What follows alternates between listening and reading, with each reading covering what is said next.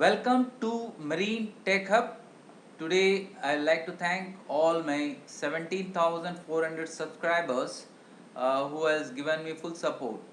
So one of the important thing which I want to tell you is if you take membership level 5, I give full support for any technical problem on board the ship for 1 year.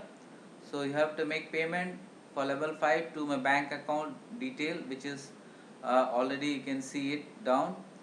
So let's start the day.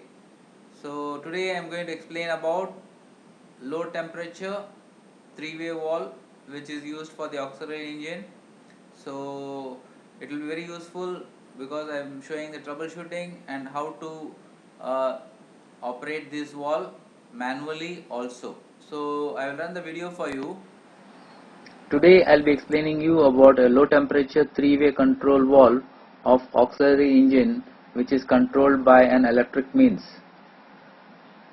This LT control valve is placed over here which is operated electrically, and this is the three-way valve.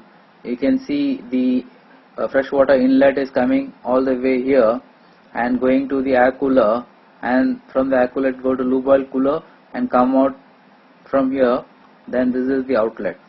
So we have to control this the three-way valve by an LT controller here which is operated electrically. You can see this is the one I am showing it from the other side, and this you can operate this valve manually by an Allen key at the bottom. This is an electric connection for this. So this LT controller was not working, so I have removed this. These are the gears. This is the electric motor here. This pin was very shaking, and the aluminum thing was broken.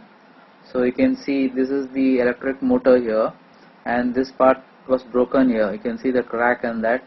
So we didn't have any spare. So this is the rotor and the bearing. You can see this is the stator. You can see this whole thing was broken. So what we did was we made a frame of stainless steel outside and welded the stud piece here so that the bearing gear will be sitting on this, so that the clearance is not there, there is no shake. Once that is put, you can see I have box packed properly. You can see that, and these are the gears.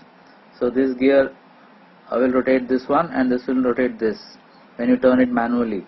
But when the motor is rotating, this will turn this gear, and this will rotate this to turn the valve over here. This is the three-way valve, and this is the electric connection given for the turning of the three-way valve. This is an Allen key over here. From the top you can see the position of the valve, whether it's open or closed. Indication is there. O is open, S for shut. I am closing the box here for you.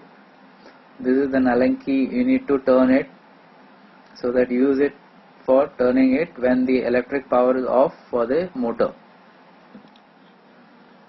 This picture shows a low temperature three-way valve controlled by electric motor. So you can see this side is closed. I will be operating it manually when the power is off.